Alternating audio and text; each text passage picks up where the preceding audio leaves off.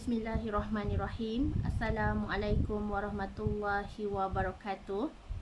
Selamat petang kepada semua rakan serta follower di page FTR Bidadari Solution. Okey, apa khabar anda semua hari ini? Okey, Soleha doakan agar semuanya dalam keadaan sihat walafiat, sentiasa diberikan kemudahan dan sentiasa diberikan ketenangan dalam setiap ujian dan musibah yang berlaku pada masa ini. InsyaAllah ianya akan mendekatkan diri kita lebih lagi kepada Allah Subhanahu Wa Taala. Okey, boleh tolong share dan boleh tolong kongsikan laju-laju Soleha punya link FB Live pada petang ini supaya lebih ramai orang yang akan dapat manfaat daripada perkongsian ilmu yang berkat, insya-Allah. Okey, hari ni tajuk live Solehah adalah bagaimana cara untuk kita menghadapi godaan syaitan. Kita tahu syaitan ni sentiasa ada dengan kita, sentiasa nak hasut kita untuk buat perkara yang Allah larang, untuk melalaikan kita. So itu adalah tugas syaitan. Tetapi kita ada cara bagaimana kita untuk terus kuat dan terus menjaga iman kita daripada terus tersasar. Okey, sebelum tu jom sama-sama kita berselawat dan juga berdoa. Semoga Allah memberkati majlis ilmu kita pada petang ini, insya-Allah. Allahumma salli ala Sayyidina Muhammad wa ala alihi Muhammad. Allahumma salli ala Sayyidina Muhammad wa ala alihi Muhammad. Allahumma salli ala Sayyidina Muhammad wa ala alihi Muhammad.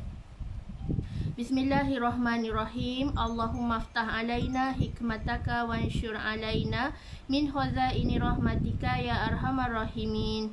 Rabbi syrah li sadri wa yassir li amri wahlul 'uqdatan min lisani yafqahu qawli. Amin ya Allah ya Mujib. Okey, so bagaimanakah cara kita sebagai manusia untuk menghadapi nak elak daripada godaan-godaan syaitan yang kadang-kadang buatkan kita tersasar, kadang-kadang buatkan kita ni hilang semangat sebab ada syaitan yang mengganggu urusan seharian kita.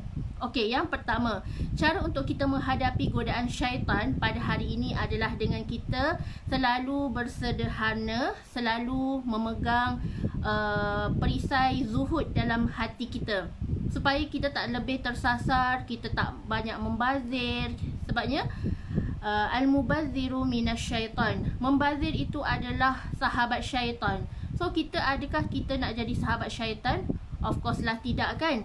So dengan cara kita, bila kita berpada-pada dalam berbelanja, tidak membazir dalam berbelanja, insya-Allah kita akan lebih mengingatkan diri kita bahawa ramai lagi orang yang susah dekat luar sana yang kita perlu bantu.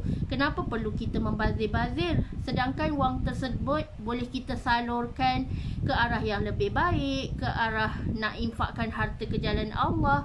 So dekat sini, bagaimana kita nak elak godaan syaitan yang kadang-kadang tu menghimpit kehidupan kita, menghasut sesuatu perkara yang sia-sia, menghasut sesuatu perkara yang tidak bermanfaat, sebagaimana disuruh kita membazirlah.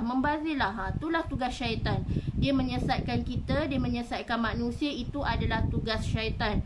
Dan caranya adalah hendaklah kita sentiasa zuhud dan sentiasa bersederhana dalam setiap urusan keduniaan kita. Jangan terlampau mengejar keduniaan, jangan terlampau membazir, jangan terlampau bermewah-mewahan, tetapi bersederhana dalam setiap hal. Bersederhana dalam perbelanjaan, bersederhana dalam pemakanan, bersederhana dalam berehat-rehat. Terlampau suka nak berjalan-jalan sangat, berjoli sana sini pun tak boleh, sebab ia akan memberikan lebih banyak mudarat daripada kebaikan kepada kita. Okey, yang kedua, bagaimana cara untuk kita menghadapi godaan syaitan? Selalunya bila kita ni, iman kita selalu turun naik, kan? So caranya banyakkan mengucapkan ta'awuz. A'udzubillahi minasyaitonirrajim. Dengan nama Allah, untuk merejam syaitan-syaitan yang selalu mengganggu kehidupan kita ni, yang selalu berbisik benda-benda jahat di telinga kita ni. Selalu banyakkan ta'awuz, a'udzubillah. Sebabnya insya-Allah bila kita baca kalimah-kalimah yang boleh mengelakkan kita daripada terus dihasut oleh syaitan, kita terus disuruh oleh syaitan untuk buat yang sesuatu yang tidak elok, yang buat yang bukan-bukan. So banyakkan berta'awuz. A'udzubillahi minasyaitonirrajim. InsyaAllah dengan kita baca ni, insyaAllah syaitan-syaitan tu akan berlari-lari kepanasan, akan direjam insyaAllah. So dekat sini itu adalah salah satu cara kita nak elakkan diri kita daripada terus tergoda dengan kata-kata negatif. Tiba-tiba kita nak solat awal waktu kan, lepas tu syaitan berbisik, tak payahlah solat awal waktu, tak apa, pahala sama je.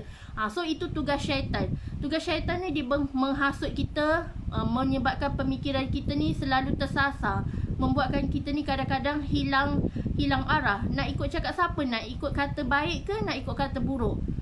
So dalam kartun-kartun komik pun ada kartun-kartun yang meletakkan kartun lambang syaitan berwarna hitam, dan contohnya untuk orang yang menasihat kita ke arah kebaikan, dia berpakaian putih. Itulah ibarat hati kita. Kalau hati kita hitam legam, itu bermakna banyak kejahatan yang kita buat, banyak dosa yang kita buat. And then bila hati kita putih, suci, bersih, selalu kelorok, selalu sental, selalu bersihkan kolam hati kita, insya-Allah itulah yang menyebabkan diri kita semakin dekat dengan Allah. Dia punya analogi tu macam tu je. Bagaimana kita ni, kita nak elakkan diri kita daripada godaan syaitan ni, diri kita sendiri kena kuat. Diri kita sendiri kena lawan, diri kita sendiri kena cakap dekat diri, ya Allah, aku boleh lawan, aku boleh untuk bangun solat tahajud. Ni bila kita nak bangun solat tahajud tengah-tengah malam, tiba-tiba ada suara berbisik, tidurlah, tak payah bangun, tidur lagi sedap, tidur lagi enak. So dekat situ itu adalah tugas syaitan. Syaitan berbisik kepada kita, dia kata tak perlulah beribadah, tak perlulah dekatkan diri dengan Allah, sebab engkau mati lambat lagi. Ibarat macam tu. Sebab itu tugas syaitan adalah menyesatkan kita. Syaitan tak suka kita buat baik. Kita nak sedekah pun tiba-tiba syaitan berbisik, alah sedekah je lah RM RM1, tak payah bersedekah RM100 tu, simpan duit tu. So syaitan tugas dia menghasut kita ke arah lebih sesat. Dia tak suka kita buat baik. Kalau dia nampak kita buat baik, terus dia laju menghasut kita untuk batalkan hasrat murni kita. Contoh, kita nak bersedekah, kita nak bantu orang lain, tiba-tiba kenapa kita tak jadi? Kenapa tiba-tiba kita tak jadi nak bersedekah? Kenapa tiba-tiba kita tak jadi nak buat baik? Sebab tugas syaitan sendiri. Tugas syaitan sendiri adalah menyesatkan manusia pada hari ini. So hendaklah kita selalu berhati-hati. Jangan kita ikut kata syaitan, insya-Allah, tetapi kita ikut firman Allah Subhanahu Wa Taala. Insya-Allah kita akan selamat. Okey, yang ketiga, cara untuk kita mengelak godaan syaitan adalah dengan banyakkan beristighfar, banyakkan berzikir. InsyaAllah bila kita pegang Asmaul Husna, kita pegang 99 nama Allah, InsyaAllah kita jadikan zikrullah, kita berzikir tanpa henti. InsyaAllah istighfar tu akan menyelamatkan diri kita dan membersihkan hati kita daripada godaan dan hasutan syaitan laknatullah.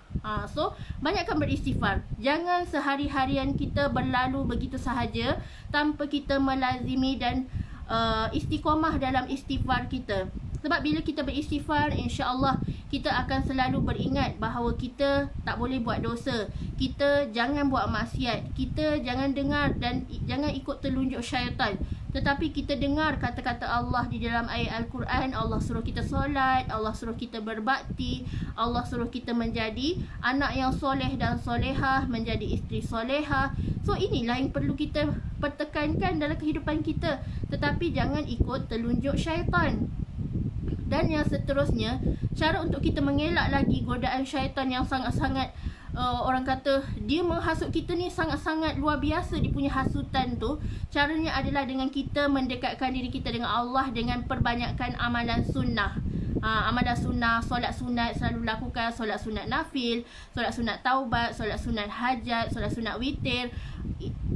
Jaga niat kita, azam sungguh-sungguh, ya Allah aku nak bangun tahajud, ya Allah aku nak istiqamah dalam istighfar, ya Allah aku nak jaga selawat. So dekat sini, bila kita selalu melakukan amalan-amalan sunnah, kita melakukan perkara sunat, salah satu kelebihannya kita akan dapat pahala. And then salah satu caranya adalah untuk kita nak elak godaan syaitan. Lagi kita dekat dengan Allah, lagi kita banyak beramal, lagi kita banyak upgrade tingkatan ibadah kita, insya-Allah diri kita akan semakin dekat dengan Allah. Kita akan jauh daripada syaitan laknatullah. Bila kita ambil wuduk, kita mengaji, kita ambil wuduk, insya-Allah syaitan takut kepada air wuduk. Syaitan adalah daripada api. Tetapi bila kita selalu basahkan muka kita, wajah kita dengan wuduk, insya-Allah dia tak akan datang dekat dengan kita. Kalau kita mengantuk, ambil wuduk lagi. Time mengaji, time solat, tahajud apa semua, kalau kita rasa mengantuk teramat sangat, ambil wuduk dan segera berta'awuz, istighfar, ta'awuz, a'udzubillahi minasyaitonirrajim. Jangan bagi syaitan ni menumpaskan kita. Jangan kita kalah dengan godaan-godaan syaitan. Lawan sungguh-sungguh bahawa kita mampu untuk menjadi hamba Allah yang bertakwa, yang boleh fokus dalam ibadah kita, yang boleh fokus dalam doa kita. Kadang-kadang kita berdoa pun kadang-kadang macam mana aku boleh terlelap ni? Nampak tak macam mana tugas syaitan tu, dia berjaya mensasarkan niat kita nak beribadah, mensasarkan niat kita nak habiskan satu hari satu juzuk. So kita kena lawan, kita kena kuat semangat, kita kena join circle-circle positif, kita kena pilih kawan kita yang selalu remind kita, leader kita yang selalu remind kita, cikgu kita yang selalu remind untuk terus buat kebaikan dan dakwah sungguh-sungguh. Dan yang terakhir, cara untuk kita mengelak godaan syaitan adalah dengan banyakkan bersedekah. Dengan bersedekah insya-Allah dapat menutup 70 pintu bala, akan menutup 70 pintu kejahatan. So dekat sini, kalau kita ni nak mengelak godaan syaitan, banyakkan sedekah. Walaupun kadang-kadang hati kita berat, tetapi cuba lawan. Cuba lawan, aku mampu untuk sedekah hari ni. Aku mampu untuk infakkan harta ke jalan Allah. Aku mampu untuk berwakaf. So dekat sini tak ada lagi alasan bahawa kita ni selalu lalai, kedekut, haji bakhil, sedangkan kita sebenarnya ada niat untuk bersedekah. Lawan, jangan dengar telunjuk syaitan, sebab tugas syaitan adalah menyesatkan kita. Contohlah tiba-tiba hari ni kita niat dah nak belanja family kita makan, and then tiba-tiba tak jadi, kenapa? Mungkin hati kita was-was, tak payahlah belanja family, mereka pun ada duit, mereka pun mampu untuk beli makanan sendiri. So kita abaikan kata-kata negatif macam ni.